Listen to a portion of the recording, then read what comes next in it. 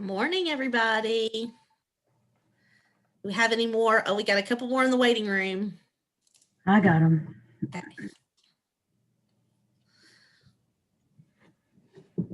One more minute to get everybody in.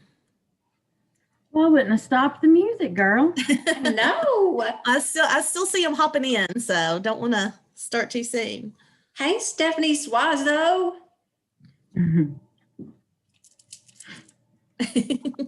How are you?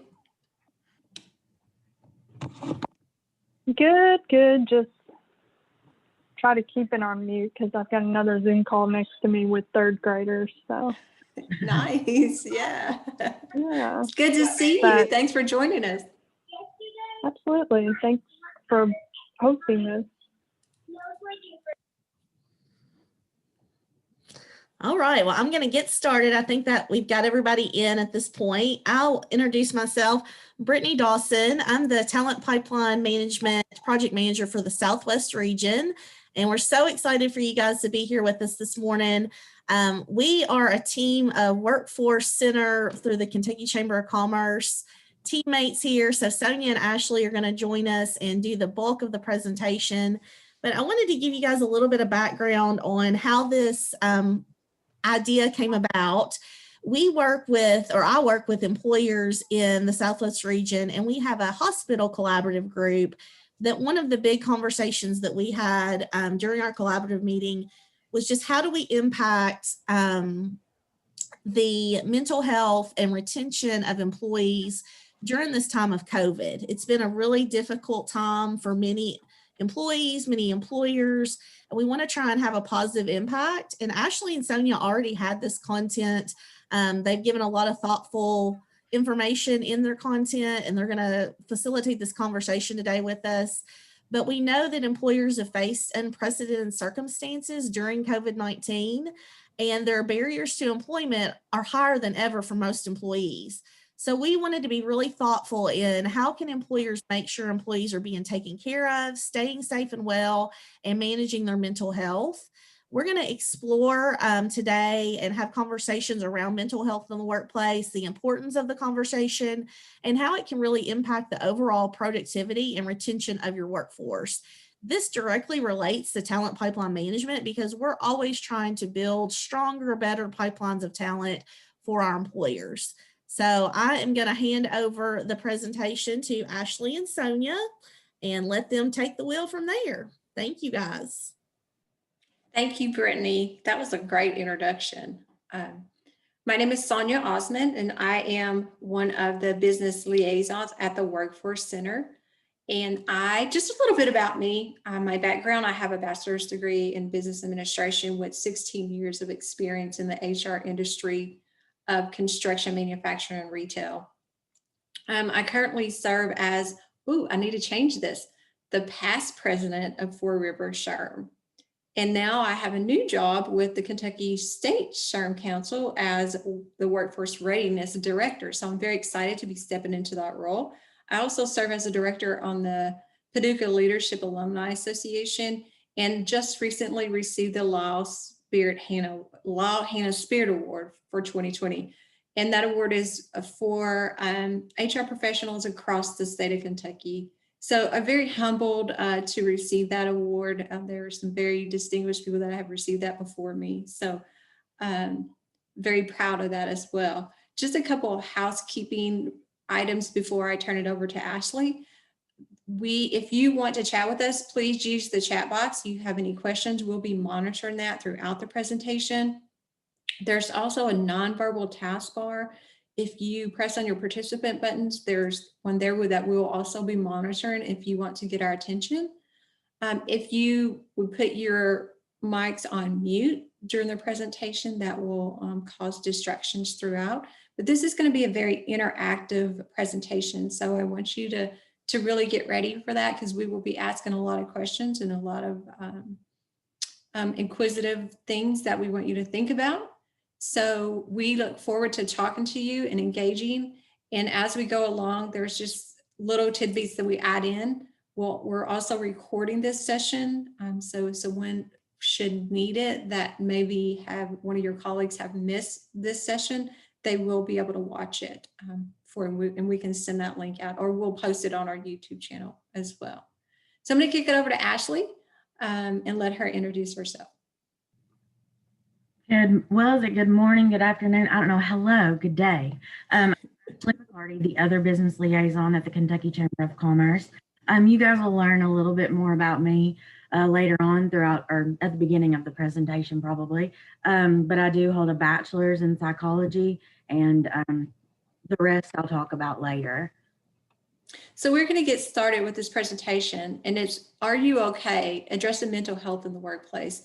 And throughout the presentation, you will hear us talk about why it was named this, because at times, I think we miss that opportunity to ask our employees, are they okay? So that would make our cultures very conducive to opening up and having these conversations. But you'll learn more about that as we go through the presentation. Yeah, and I was going to say, I hope you guys like the Christmas music, and I've got my Christmas blazer on for you today, so I was pretty excited about that. Okay, question. So if I were to ask you guys, everybody on here, to describe what someone with depression looks like, what would you say? Go ahead and put some stuff in the chat. What would you say? Describe someone what they look like if they had depression. Throw some stuff out, unmute yourself. What do we say? This is where we interact, guys. Okay, we got the chat going. All right. Laughs too much, Laughs tired, too much. lack of self-care, quiet, sad, someone with a smile on and always taking care of others, withdrawn, silent, just like everyone else. I like that, Angela. Yes. All right. Exhausted. All right, well, thank you guys. So sad, crying, empty, those are all symptoms, but it's also a stereotype because facial expressions have absolutely nothing to do with depression or anxiety or mental health. You cannot see a mental illness like a broken bone. There's no one face of mental health, and it's often invisible. So you can't look at someone and tell that they have a mental illness. The face of a mental health disorder can be deceptive. Like you guys said, hidden behind big smiles and wide eyes and cheery expressions, forced in place to avoid deception, basically. From the outside looking in, people fall for the rehearsed look and they think individuals have it all, have everything. But the greatest prison that someone could live in is the fear of what other people think of them. 40% of people receive treatment for mental illness, and that unfortunately means, if you do the figures, 60% of individuals do not receive treatment. So this is all these faces are faces of an individual that could possibly have mental illness. And I don't know if you guys have guessed it, but this individual is me. I struggle with mental health disorder. I struggle with bipolar.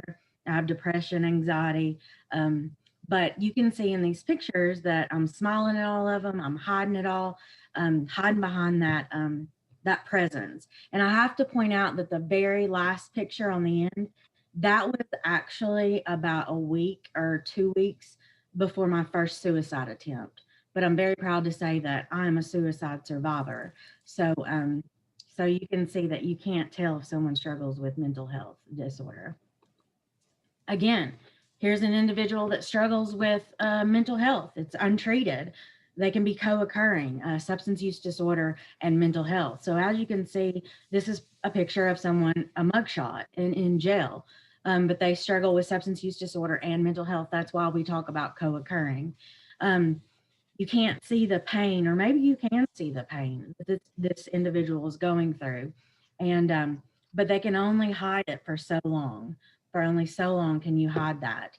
But like I said, I'm a suicide survivor. I struggle with mental health disorder.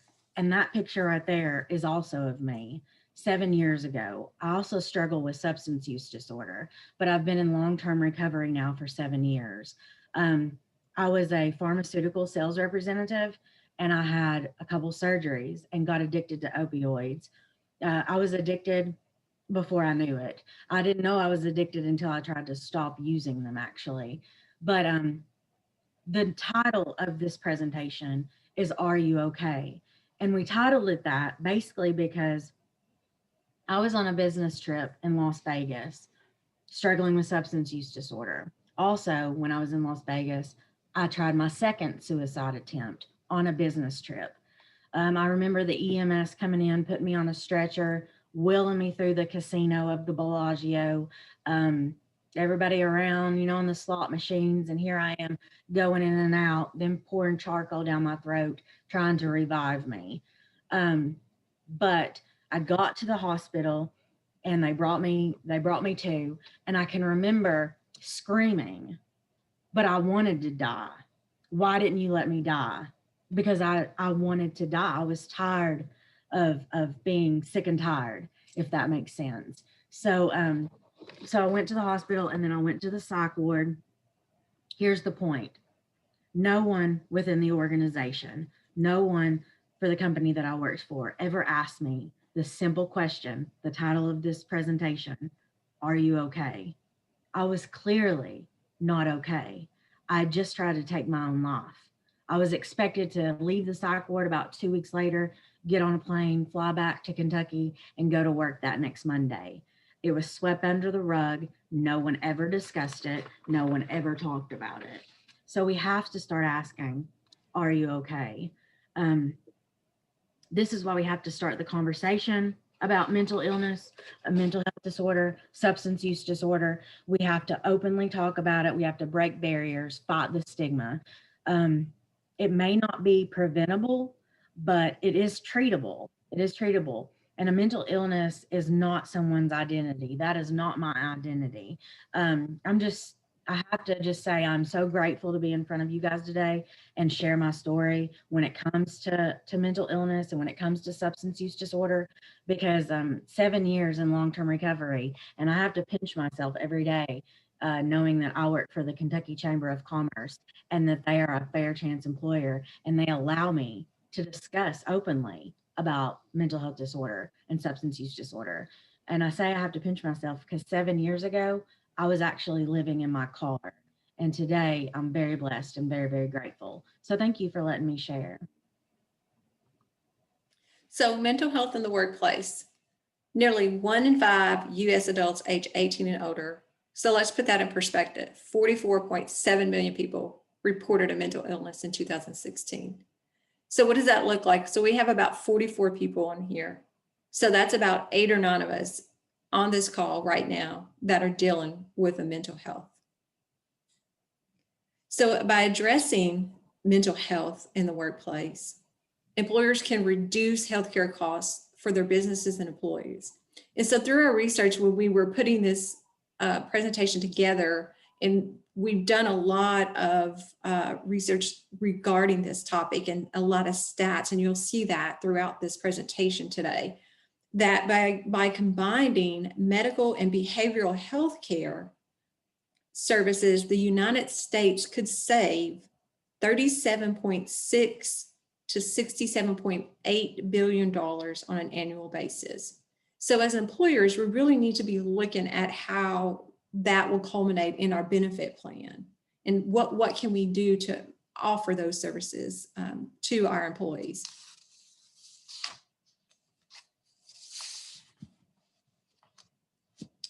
Only 11%, which is very low, of employees discuss a recent mental health problem with their line managers. So a question for you. So this is where we come in with engagement. Why do you think this percentage is so low?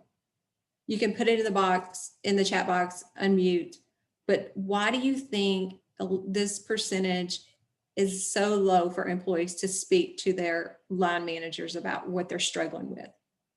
Judgment, right? That you're absolutely correct. Fear of retaliation, blame, taboo topic. Embarrassed.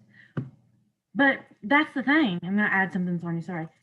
No, go ahead. The stigma and embarrassment and things like that, it shouldn't be that way. It shouldn't be that way. We shouldn't feel that way. Individuals that struggle with mental health or substance use disorder should not feel that way because I said earlier, that is not their identity. But that's exactly why they're not talking about it. And it's the stigma too, surrounding the mental health and the substance use disorder, where people, as you said, it's not confidential. They're afraid of retaliation. They're afraid of being passed over for promotions or being considered as weak. That's not how we need to make our employees feel. I mean, we have a CEO, that's one of our partners, that has come out and has admitted to a mental health that he struggles with, and he did a whole op-ed on it. Very inspiring. And I do believe that if we had more leaders like that really truly admitted what would their employees, how would their employees react to that? And what would our workplaces look like right now? Okay, so this is very important factors when an employee decides not to disclose that they have a disability to employer, like substance use disorder or mental health. So I'm not going to go through all this, but just point out some key. You guys can look at this, but 53.8% do not come forward and talk about this simply because they feel as if they risk being viewed differently. Just like you guys said in the chat, the stigma, the embarrassment, 53.8%. And then 57.8% think they're going to be treated differently. I think this one is the one that's the saddest to me, is that 60.1% believe that their supervisor would not be supportive. We have got to be supportive when we're talking about these issues, these topics. And then also 62% employer may focus on that disability. Back to saying it's not your identity. That's not your identity, your mental health, or that you struggle with substances of abuse. And then the risk of being fired or not hired, 73%. They believe that if they disclose that, they could possibly be fired. So 76% of line managers believe that they are responsible for employee well-being, but the sad part is only 22% receive training. So I ask you guys, you can put it in the chat, unmute, whatever. Why do line managers believe they're responsible for their employees' well-being? Maybe you're on here, maybe you feel responsible for your employees' well-being. Why is that? Why is that? Throw it in the chat. Let's hear what you guys have to say. Why do you feel responsible? We have a quiet group here. We have a lot of them on, but they're quiet. I'm waiting on the chat to light up. Somebody throw something out. Okay, good. Here we go. Performance. Yeah. Because we care about our team members. Yes, it impacts performance. Exactly. When I was a supervisor, I felt that my team was like family to me. Yeah, I can agree. I feel like the team that I'm on is like family to me. We need everyone contributing 100%. Yes. Yeah, very good, guys. Yeah, but sad part, like I said, only 22% are receiving training. So they feel responsible, but they don't know how to handle it. They don't know what to say. They don't know what to do. They don't know where to direct these individuals to.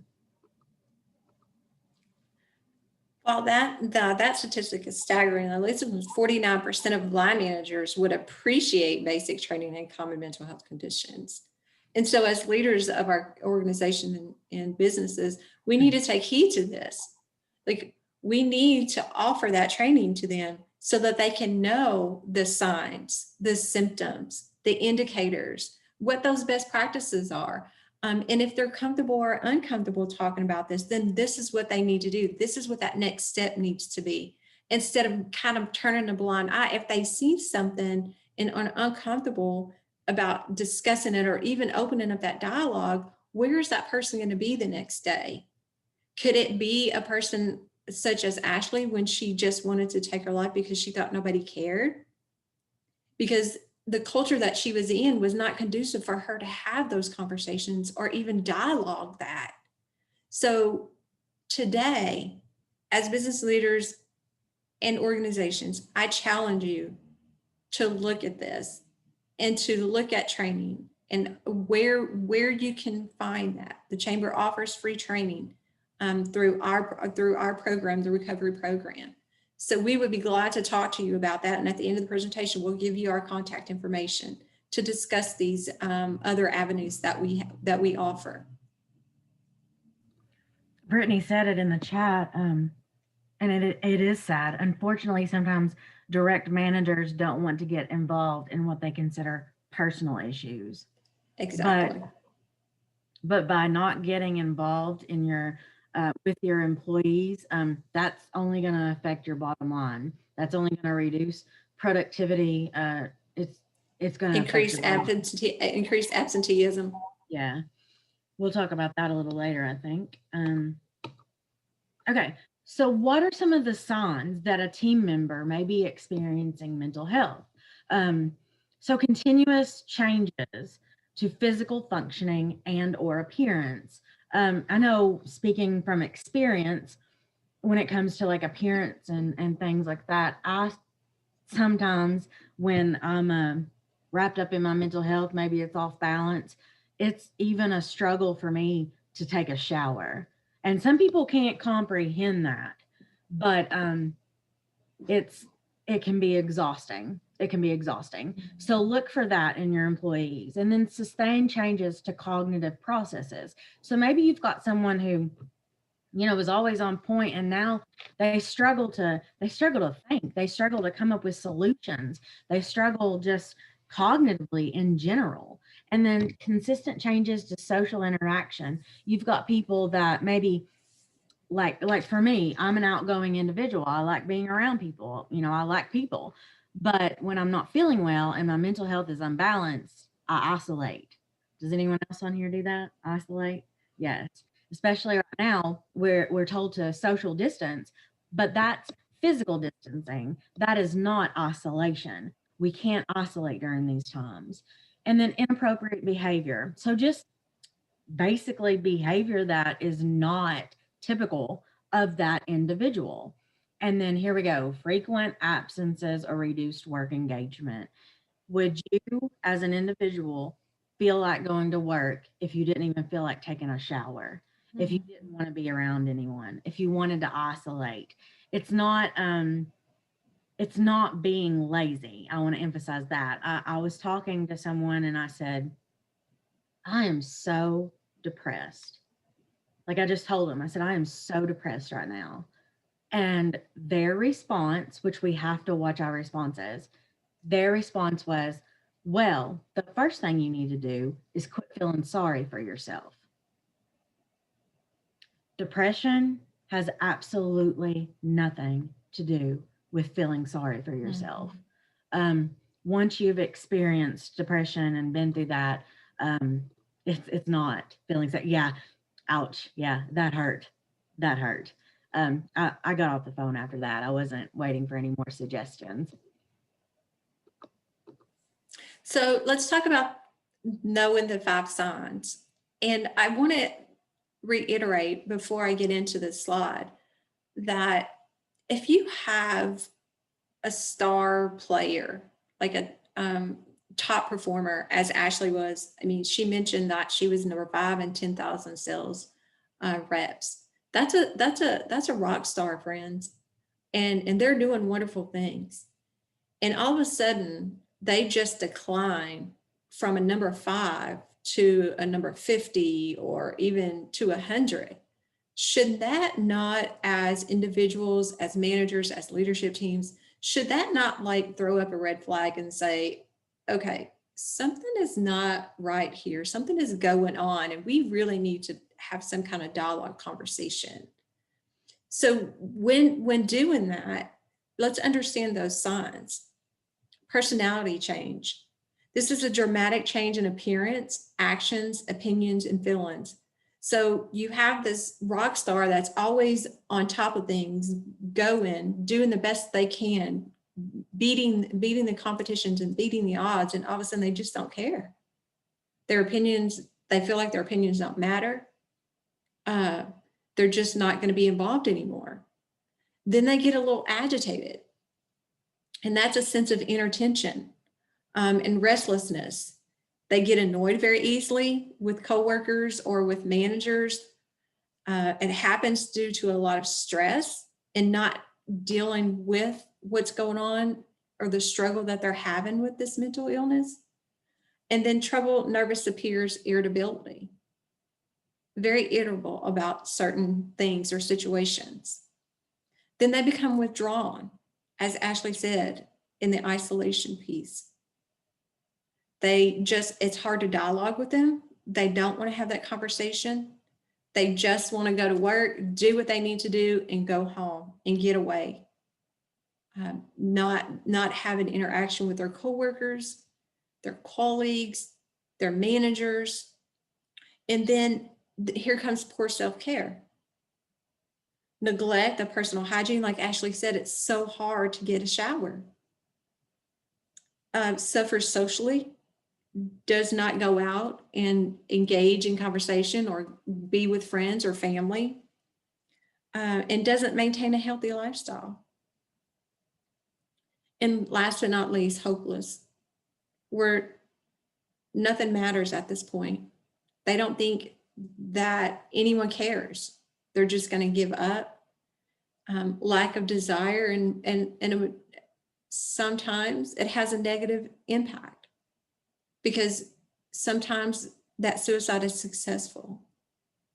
So they take a temporary situation and make a permanent effect on the people that love them. So again, I challenge you to ask those questions, or ask that question. Are you okay? Those are very legal questions. Is there something we can do? How can we help? I always say that there's always hope as long as you're still breathing. I always emphasize that.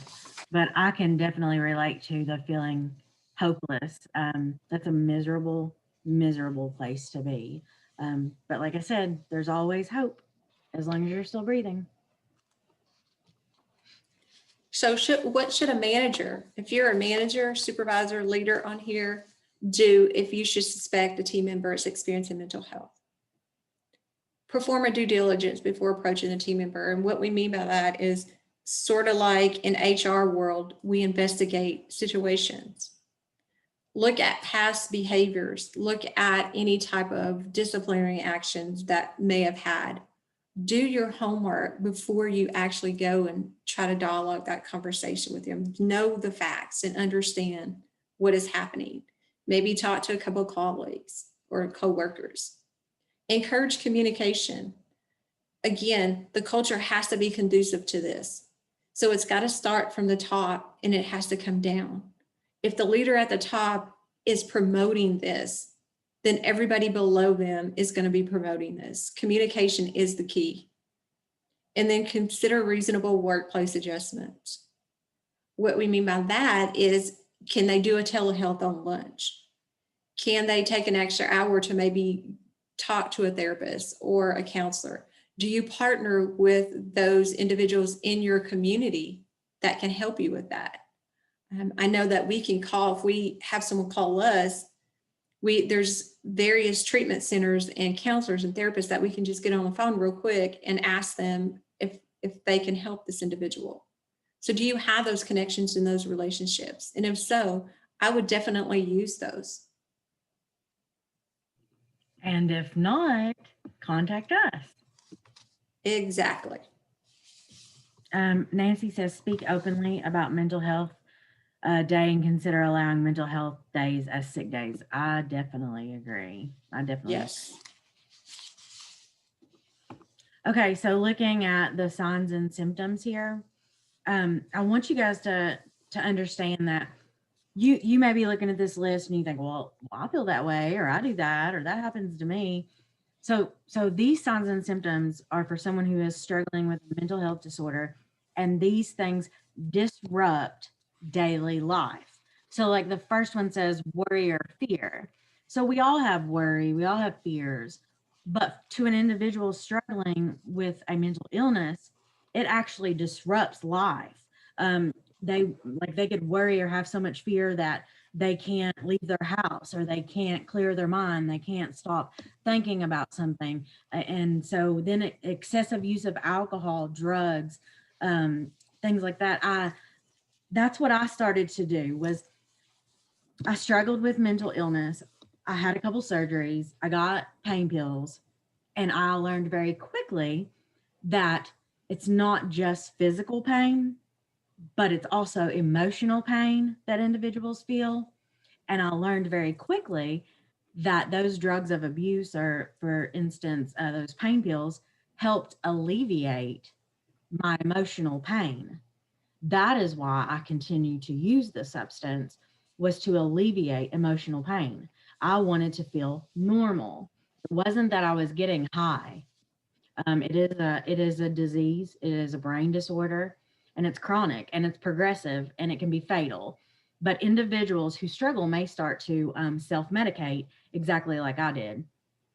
So these individuals have difficulty interacting, the suicidal thoughts and behaviors, change in sleep habits. You could be sleeping way too much than you usually do, or you could be not sleeping at all. It could go either way. And then a bit inability to function and low energy, that goes along with lack of interest. Lack of interest in day-to-day activities or things that you used to enjoy. Mood, behavioral changes, uncontrollable emotions, roller coaster. That's how I explain that. And then appetite or weight change. I've got something in the chat. Excessive behaviors in general can be a sign. Yes, Brittany. So just remember all these things. It's so much that they disrupt daily life. So let's talk about depression. So depression interferes with a person's ability to complete first physical job task about 20% of the time, and it reduces cognitive performance about 35% of the time. So you've got someone there at the workplace struggling with depression, maybe not in recovery for their mental illness, maybe not, taking medication or going to therapy, things like that. Their physical performance is reduced by 20% and their thinking process by 35%. And you can see why individuals don't come to work. It's miserable trying to work, complete physical tasks, and to even think when you are so depressed and that worry and fear is disrupting your day-to-day activities. So let's talk about how mental health affects the workplace. So 61% of workers say their productivity was affected by their mental health, and 37% of workers say their work environment contributed to their symptoms. So a question for you in the chat box, why do you think these percentages are so high? Because these are very high percentages. What would cause someone to think that their workers' environment would contribute to their symptoms? Or even their productivity was affected by mental health? What do you think those causing factors are? Stress, yes. That's a big one for sure. No acknowledgement of their struggle. Absolutely. Helplessness could be high stakes environment. Exactly. All of those, it's the stigma surrounding the topic as well. And this is due to burnout, due to stress, due to higher expectations than normal. Either you put that on yourselves, or that is the conclusion that you come to in your position, or difficult handling negative feedback. Now, this is huge. I know that when it comes to counseling or disciplinary, some individuals have issues with that. They don't know how to handle that. So as leaders, we need to help them to understand, because this could cause that stress or that burnout. Again, communication is the key. And opening up that dialogue and asking what you can do. I had a thought and then I lost it. You said something that made me think of something. Well, I just went blank. Oh well. Next slide. Oh, I know. I was gonna say, do you know how exhausting it is for an individual that struggles with a mental illness?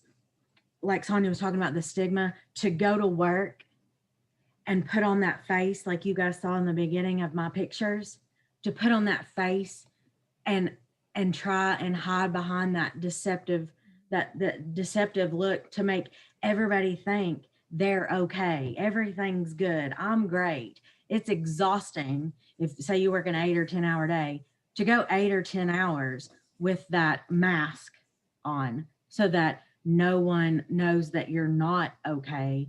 And but I that's why I tell my story. That's why I talk when I'm struggling, or I talk about my struggles, because yes, I'm in recovery for substance use disorder. Yes, I'm in recovery for mental illness, but I still struggle. You know, I still struggle as an individual. So I have to talk about it, and I have to share with you guys, you know, my struggles, so you know that it doesn't just stop, it doesn't just end, but we can get help, and it is okay to not be okay.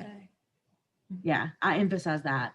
It is perfectly okay to not be okay. There should not be stigma. That's why we're trying to crush the stigma.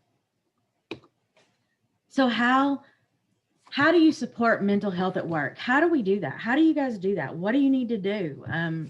How do you need to change your culture? Let's look at that. So we're going to talk about some action steps. Provide mental health self-assessment tools such as wellness assessment and stress assessment.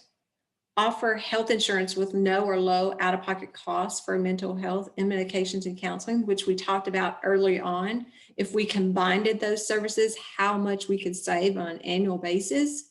And employers can use this data to track progress and measure the effects. So companies that have 100 or more employees can obtain utilization reports, and they will allow you to see what interest that your employees have in your wellness programs, what claims are being filed, so that you can make wise and good business decisions on what is happening inside your organization with your employees regarding your benefit packages and how to change those during an open enrollment or an open enrollment session.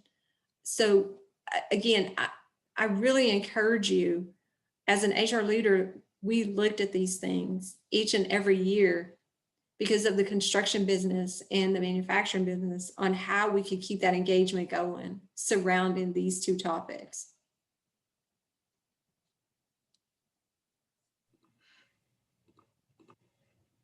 So some more action steps. I've got, well, one particular company that I can think of.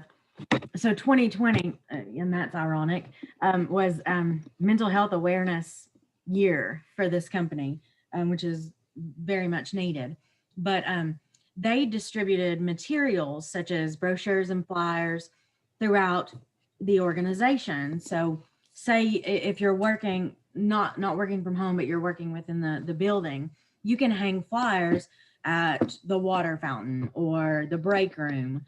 And you can actually go to the Kentucky Comeback website, which we'll talk about at the end, because on that website is hosted an employer resource guide. This right here is actually one of the flyers that our team created for maintaining mental wellness while working from home. So as a company, you could download these PDF files off of the employer resource guide. You could send them out in an email to your employees. You can hang them up at work. They're there for your utilization. We created them for you guys to use. So send them in monthly emails, hang them up. There's one on mental wellness, substance use disorder, stigma, employee engagement. They're all hosted on that website, which we'll talk about. More action steps. So host seminars, workshops that address mental health and stress management techniques like this one. And we do have another one called Disclose or Not to Disclose that talks about substance use disorder, mental health as co-occurring and what that looks like to managers and leadership teams. Quiet spaces and social support networks. Do you have a quiet space within your organization that if someone is struggling with this, that they can just go in and debrief or take a breather or even have a conversation at that point?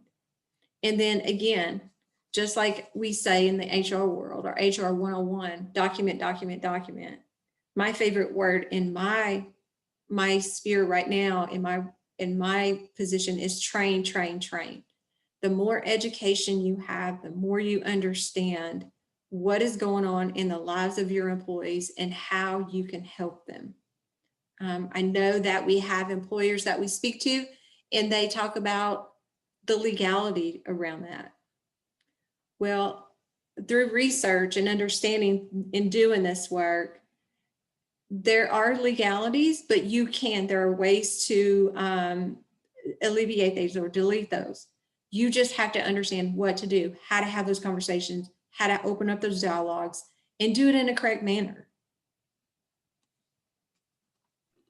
I was going to add that later on at the end of the presentation, there will actually be a link where you guys can go to our website where we provide training and sign up to get individualized training for your organization, for your business, for your HR team, your C-suite, your supervisors, your managers, on the mental health, on the substance use disorder, eventually on fair chance. So that'll be later on in the presentation.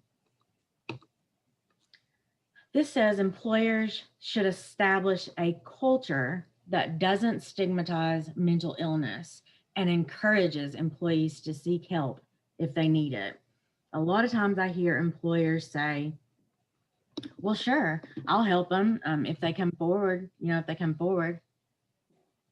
Speaking from experience again, an individual that struggles with a mental health disorder or substance use disorder will not, I emphasize, will not come forward to talk to you about those subjects if your culture is not conducive to that. If your culture is not recovery friendly, mental health friendly, they're not going to come forward. You're not going to know. I know I did not feel comfortable coming forward and saying, I have a problem, or I'm struggling, or I'm depressed.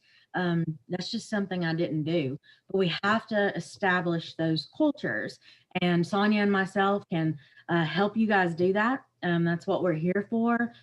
Free of charge. There's no cost for anything that we help you guys do to create that culture, or with policies, procedures, benefits, anything like that. So at the end, when we put our contact information up, please contact us because we're here to assist you. But I just want to emphasize that those individuals who are struggling with mental health, you may be an individual on here that's struggling, but you don't have to suffer or struggle alone. You can live well with a mental health disorder. And we just need to open up, and employers need to start having unashamed conversation on this topic. And like I said, it's okay to need help. It's okay not to be okay. And this is definitely not a personal failure. So like we were talking about, culture, creating a stigma-free culture. So let's talk about how to create a stigma-free culture.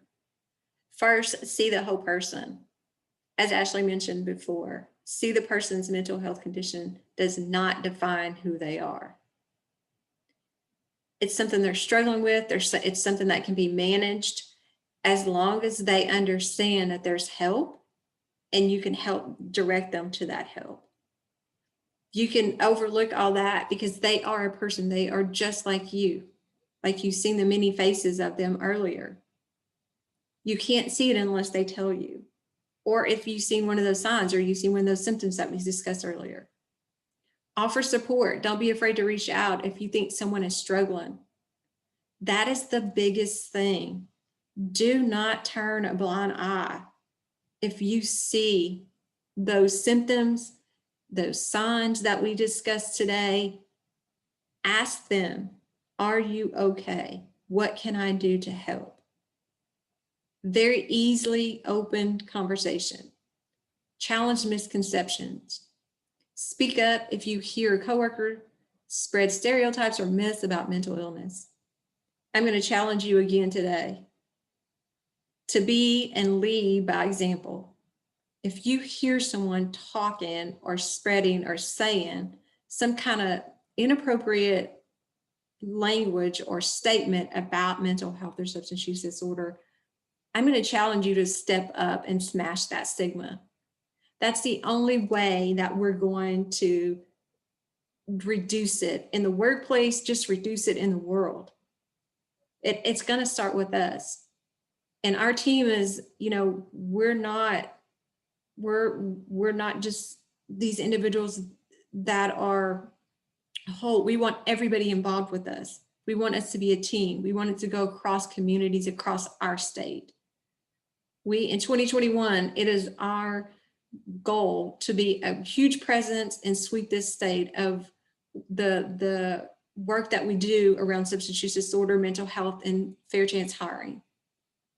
And the last thing is the most important thing, is mind your words. Use respectful language and avoid labels like crazy or unstable. You don't know who's coming around that corner. You don't know who's in that next room when you may be talking like this. You don't know what it can do to that person. Language is so important. And once it comes out, you can't take it back. It doesn't matter. It's very hard to do that. So I challenge you to take heed to all 4 of these. And we can send this slide deck out. And I encourage you to print this and give it to your employees and give it to your leaders and your supervisors and managers and have them just look at this and educate them.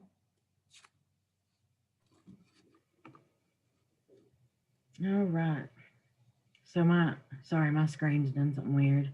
So why we need to end the stigma around mental illness. So fear of rejection and discrimination can delay the journey to recovery. So like I said, it's not preventable, but it is treatable. And it's very, very sad that stigma would have someone have the fear of rejection and not get into recovery because of the fear of that stigma and that rejection. Again, most mental health conditions are treatable. Okay, less than 1/3 of employees who need treatment get the help they need. That's so low. And then mental health problems are the leading cause of disability across the United States. The leading cause. We have got to stop sweeping this under the rug. We've got to start talking about it. We've got to engage. Like I said, we've got to have unashamed conversation. No one is going to come forward and talk about this if your culture is not in sync with reducing stigma around mental health or substance use disorder. Not a fun topic to talk about, suicide. Like I said, I'm very proud, very blessed, very grateful to say that I am a suicide survivor. That just, I don't know. I'm just very grateful to say that I'm a survivor.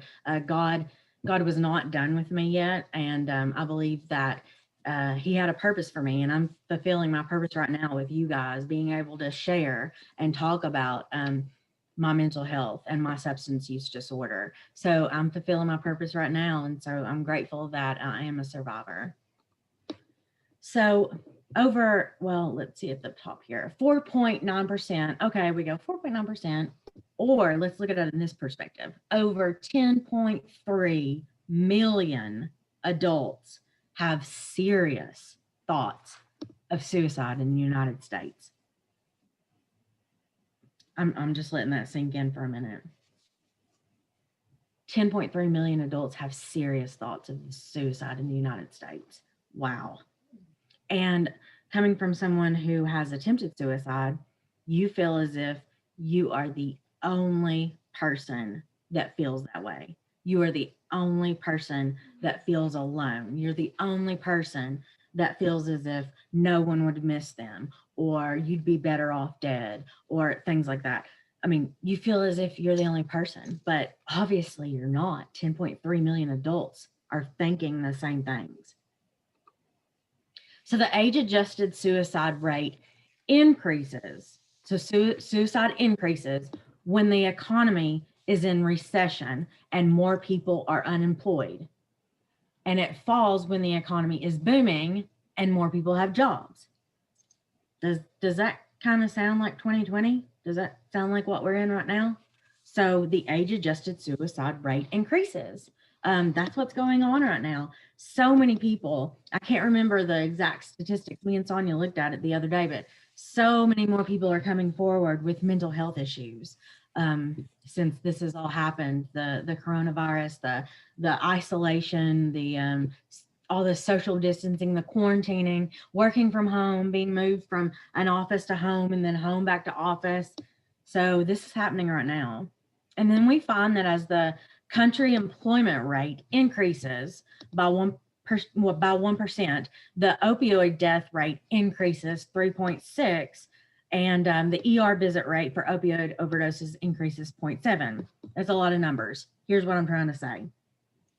So because of the unemployment, so suicide or opioid deaths are increasing. So these are, a lot of them are self-inflicted. So they are suicides because individuals use opioids, I did, to commit suicide. So these, not all of these overdoses are accidental overdoses. A lot of them are intentional. So we're looking at the mental health side here. So that increases too, because individuals will use any substance they can if they want to commit suicide. Tips to keep your mental health in check. How do we do that? We all need tips to keep our mental health in check. So we're going to keep physically fit. We're going to eat healthy, wear a balance, exercise daily. And we all know what this means. And I know it's probably been hard lately to do that. But we need to, it's so important to keep those routines up and to continue to get enough sleep so that stress doesn't take over, as we mentioned earlier. So physically fit is such an important part of this. Next, stay connected. So isolation can intensify mental health. It is vital to keep all lines of communication open to family, friends, and social networking contacts. Might I emphasize positive family, friends, and social networking contacts? And like I said earlier, when they say quarantine, everything that's going on, it's physical distancing. It is not isolation from people. We have to stay connected. But now's a good time to look at family, friends, and social networking contacts and keep the positive and maybe get rid of the negative. Value, love yourself. Speaking from experience again, this is a hard one. This is the hardest one for me. I used to hate myself. I could not look in the mirror. I had so much guilt, shame, and remorse that it disgusted me. And everybody always told me, until you love yourself, you're never going to love anyone else, and you're not going to let other people love you. So I've learned to love myself. I can remember when I was in treatment, that was one of the things they worked on with me. They made me physically stand in front of a mirror. And have you guys heard of self-affirmations? I'm sure you guys have heard of those. So they made me say 10 self-affirmations, looking myself in the mirror every morning before I started my day. At first, I thought, this is just stupid. I'm not doing this. But I had to do it. So I started doing it. And guess what? I started believing those things I was saying to myself. I started believing that I was worth it. I started believing that my past does not define me. I started believing that I'm a good person.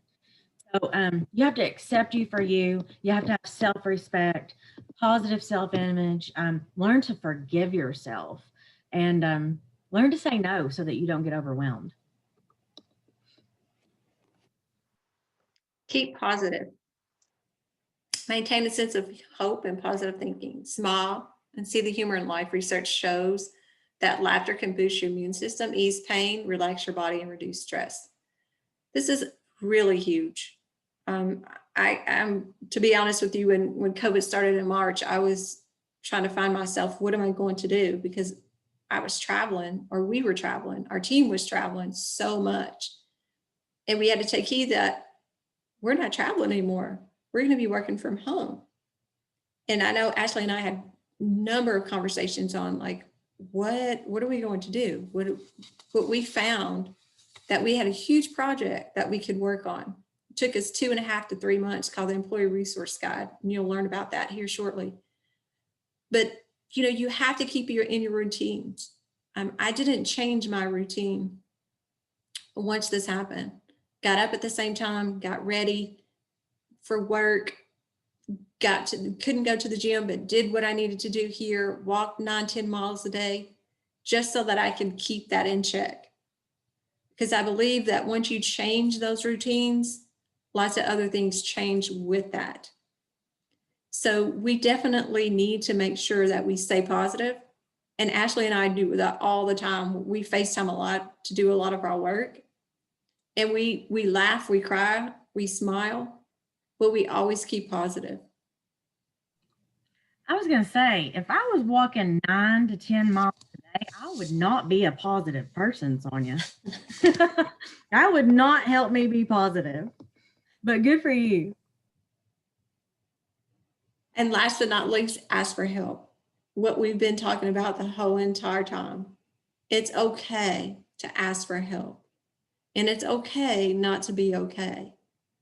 And so, as we talked about telehealth and your benefit plans, those are services that just need to be accessible to your employees if they're not familiar with those. And I do know that lots of employers are usually not familiar with their benefit plans. And so we definitely need to keep that information flowing on a very consistent basis so our employees know what is available to them. All right. So where can you guys find all these resources and more? The Kentucky Comeback website. We're going to give you the link. Maybe Brittany can put it in the chat one more time for you in case you didn't get it last time. Kentucky Comeback website. Join the network. And once you get on there, it hosts an employer resource guide. So this is what we all did. Our team did during this everything that's going on right now. Because Sonia and myself were like, "What are we gonna do? What are we gonna do?" Well, we decided we would create with our team an employer resource guide. Sonia in just a second will go over what all is included in that resource guide. But basically, the way I see it is, say you're an employer, an HR specialist, and you're like, I want to do this. I want to change my culture. I want to look at some policies, procedures. You don't eat the whole elephant in one bite. Let's do a couple things at a time. But let's change our culture. How do I do that? You could Google and research like for about 3 months, because that's how long it took us to find all this stuff. Do you have time for that? Do you have time to Google for 3 months what you need to do and the correct policies and procedures and benefits that you need to implement? No, that's why we did the work for you, and we've put a bow on it, and it's on the website, and you can utilize it. So Sonia will tell you what's included. So when we were creating this, I had to put my HR hat on to figure out like what exactly the needs were for those leaders and those professionals and the business leaders as well. So here's the content. We have information and resources and tools under all of these topics. We talk about the culture, how to change it. We talk about background and drug screens and what that process looks and the guidelines from the EEOC. Retention. How do you retain your employees? Can you retain your employees? Recruiting. How do you recruit them? Are you tapping into the pipelines of individuals that are justice involved or newly released or recovery friendly? Have you ever tried that? Is that something that you're open to? Policies and procedures, I'll go into that in just a minute. There's another slide on that. Education, just like we're doing today with our training. And benefits, we talk about the ins and outs of the benefit plans and what you can do to look at those, culminating all those services and saving at the bottom line. And then additional resources are our partners, EKSET, Department of Corrections, FAHI. All of these individuals have great resources that you should check out for sure. Remember the flyers I talked about earlier? Here they are. So they're in the employee resource guide. PDF files, you can download them. Like I said, email them out once a month or whenever you send your newsletter out, hang them up in the break room by the water fountain.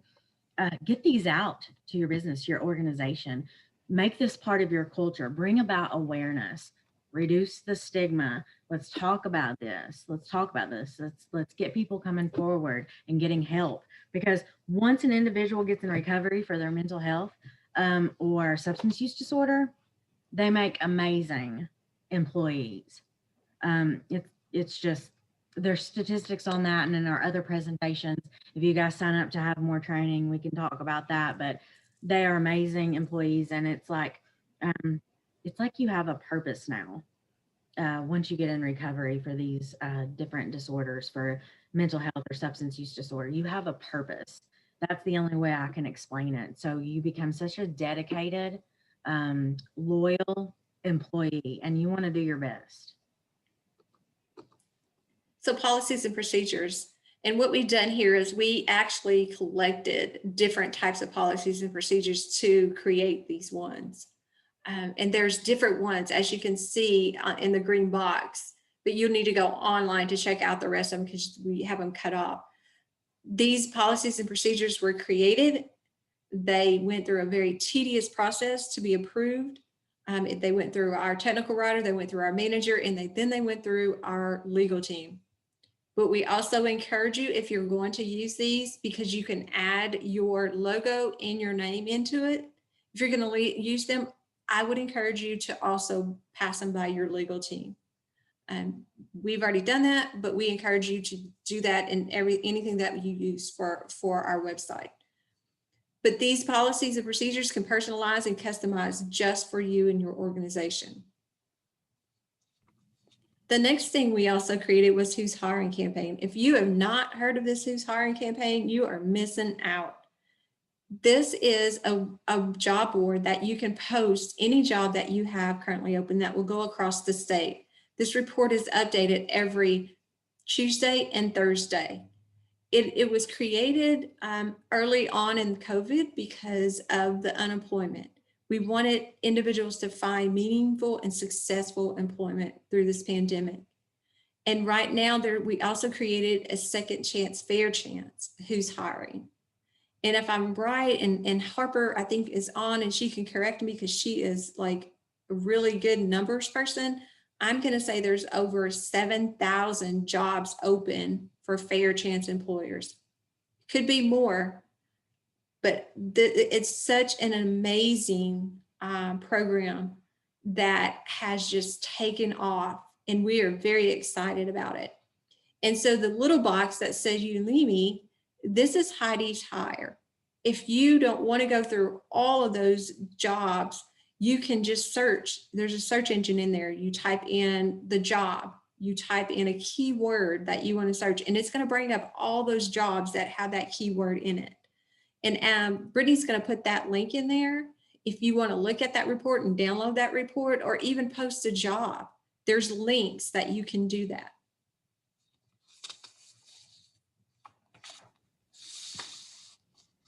All right, call to action, guys.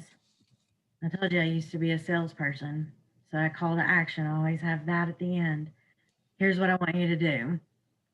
First, I want you to join the network, Kentucky Comeback Campaign, so you can utilize all the resources so that you can be a voice, like me and Sonia say, you can be a voice for someone who feels as if they have no voice. So join the network, apply the resources, go on there, look at that employer resource guide, but utilize it. If you need help, if you need assistance with the culture, the benefits, all that big list Sonia went through, contact Sonia or myself, or both of us, because we'll both come, because we work together, so we'll both be there. But we'll assist you with working on that culture, working on those policies and those procedures. Like I said, free of charge, at no cost whatsoever to employers. So utilize that resource guide. And then also, the reason we do this is because we want to change hearts, minds, and the bottom line. Because I can tell you guys my my story, and I can pull at some heartstrings maybe, or people can take a look at that. But there's also people that want to know the bottom line. What's it going to do for my bottom line? How is it going to affect my bottom line? And so we can talk about that too. We can talk about how great these employees are. I just have to emphasize that I, as an individual that struggle with mental health disorder, I fight for my mental health every single day in ways that so many people could not understand or comprehend. But the sad thing is, there are so many people that do understand. That's why I bravely, because I think it's brave, I bravely share my story. That way I can open a door to others so they feel like they can have a voice. And I do that because maybe my story could be the key that unlocks somebody else's prison. And that's why I talk about it. That's why I share. So I know that's why, to add to that, that I'm a suicide survivor, that I'm in recovery for mental health, that I'm in recovery for substance use disorder, so that I can help others find that key to get out of that prison so that they can get help too. Because I never, this is the reason I share, I never, ever want anyone to feel some of the things that I've felt in my life and the thoughts that I've thought in my head. That's why I share, because I don't want anyone to ever feel that. So again, we're changing hearts, minds, and bottom lines. Join the network, apply the resources, utilize the employer resource guide. I want to talk about a couple of things here. First of all, I want to talk about our very successful program, Bus to Business. We have a program called Bus to Business, and what this program does is it allows companies to go into classrooms and to students and talk about career opportunities and career paths. We have been very successful this year. Last year we served over 1,200 students, and we decided since COVID that this program would be virtual to date. And again, Harper's on here, and Harper's over that program, and it's very near and dear to her heart. We have reached over 10,000 students with this program. And so we are very excited to be promoting that today. We know we have businesses and organizations on here that may not have information regarding Bus to Business, and would love for you to be involved. It's a virtual concept. You just come on, you talk about your business. These students watch and they understand what it takes to be an engineer, what it takes to be a nurse. And so this is our future workforce and candidates that we're talking to. So I would encourage you, if you have not seen that or are not involved with it, please get involved with it. I think Brittany put the link in there. Just click on it, get the information. You have any questions, you can contact us and we will definitely help you. The other program I want to do a shout out to, and that's Brittany and her team is on here with us, is Talent Pipeline Management. This is a huge program. If you are not involved in that either, I would encourage you to do that. We have some champions over here in Western Kentucky. Terry Lundberg, I think she's on the call. Big shout out to her, and Marianne Medlock, who promote this program from the chamber level.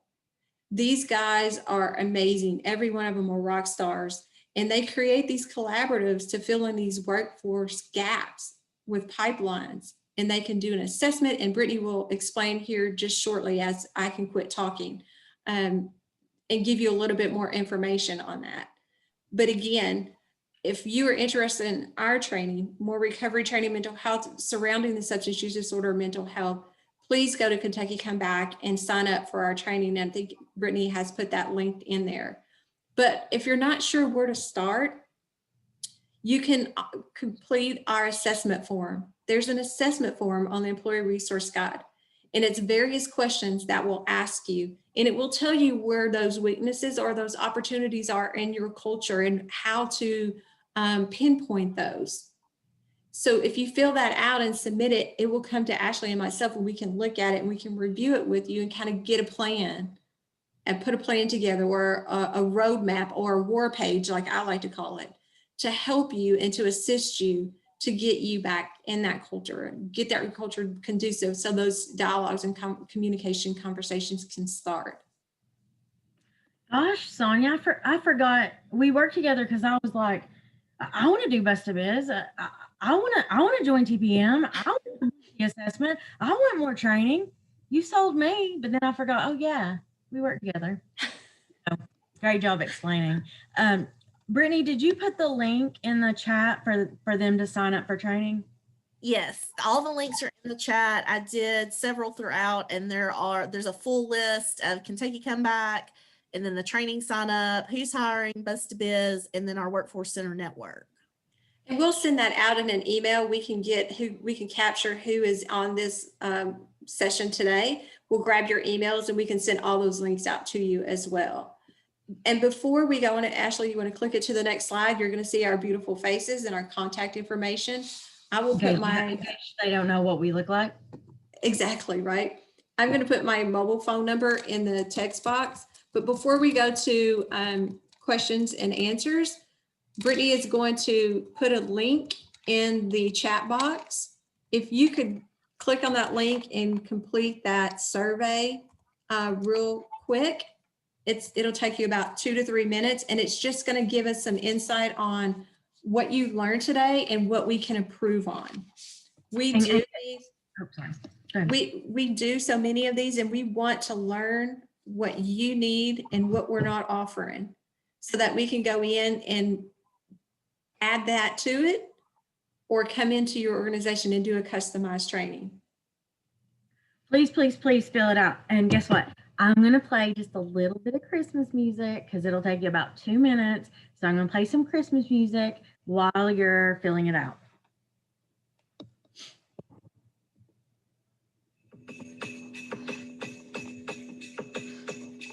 I can do the can legs up like a rocket. You can't get light up like a tree. I'll hang the mistletoe, make you all aglow. If you can't get sugar plums into your head, if your heart's so cold, you can make a snowman. I can melt the freeze. Just tell me you believe in the big guy with the red suit and the reindeer and the sleigh too. Sing fa la la la la la la la. Whatever jingles your bells, don't keep it to yourself. Just tell, I got what you need. Whatever jingles your bells, I got the strength to help. I will. We could dance around and whatever jingles your peppermint hot chocolate up all night. Give me that wish list, checking it twice. I'll make your dream come true. A gift from me to you.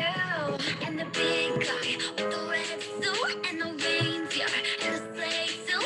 Sing fa la la la la la la la la. Whatever jingles your bells, don't keep it to yourself. Don't tell. Ricky. Whatever jingles your bells, I got the circuit to help. I will. Are we about done? Yes. So I just want to keep listening to it. I know, I get it, but people have to go to work, I and we know, have I'm to. sorry. I'm If sorry. you- Do you have any questions that we can answer? Any comments? Any feedback? We do have SHRM credits for this session, so Ashley can bring those up on the slide as well. So we have them for SHRM and HRCI. If you are certified through Society Human Resource Management as a HR professional. Comments, questions, suggestions, teardrops, and Christmas presents. What you guys got? Somebody's got to say something. Somebody's got to be thinking something or like have a comment. We want to hear something. Oh, cats, look, lighten up. Thank you. See, Beth, that was great. Beth said thank you. Thank you, Beth. Anybody else got anything? Should I take the SHRM credits down so we can see everybody's beautiful face? Okay, let's do that. I'm going to stop sharing. And Brittany, if you want to share a little bit about what your TPM group does, I think this probably would be a great time. Yeah, so we are so glad to partner with Sonia and Ashley on this presentation. There are further webinars in this series that they can share with you guys if you're interested, and of course reach out to them if you'd like to have them come into your company and do personalized training. And then just for those who are maybe not involved in TPM at this time, I do cover the Southwest region. So I cover all the way over to Paducah, up to Owensboro, currently live in Bowling Green. So anywhere in between those areas, we focus on the 5 major industries in Kentucky. We currently have collaboratives in healthcare, the maritime industry, education, manufacturing, and possibly construction coming up. So if you'd like to get involved, feel free to reach out to me. I did put my email in the chat, but you can also reach us through the Workforce Center Network. We are really, our main goal this year is solution building and working to build talent pipelines across Kentucky that are inclusive, innovative, and employer-led. So that directly relates to the work that Sonia and Ashley are doing with Second Chance Hiring. So you're going to see more of us all teamed up together, which is fabulous and so fun because they're awesome and we love working with them. So I just appreciate you guys so much for being here today, and feel free to reach out if you have any questions. So just a little bit about our training series. We offer a 4-part series training. And the first part is called Be a Change Agent, Shifting Culture Mindsets. And what that talks about is how to change that culture within your organization. And so we talk about what we do in our positions and from the chamber stance of the Workforce Center. The second session is Addiction in the Brain. And so we talk about, in that session, we always hear, like, why can't they just stop? Or they just want to do it to get high. And it's not about that. It's about a brain disorder and what goes on through that process. Very informative. It's not a science project or anything of that nature. It's very informative, very good session. The third session is this one in a much conducive manner. It's Are You Okay? Talks about the mental health in the workplace. And then the last session is To Disclose or Not to Disclose. And I mentioned it earlier in the presentation where we talk about the mental health piece and the substance use disorder as co-occurring and what that looks like and how that's handled as far as best practices, signs and symptoms, and, you know, language. We talk about language a lot in that presentation and how that affects those individuals that are struggling with this. So again, you can go on the Kentucky Comeback. If you're interested in this training, you can contact us personally. We can send you the flyer with a brief description of all of those training sessions on it, or you can fill out the submit form and then we can get that information to you as well. But we thank you for your time today. We know we're a little over, but we appreciate you sticking it out with us. And again, if you have any questions, or comments or whatever you want to say, just shoot them out there before we close out this session. I was going to say, Cassie, I don't know if you can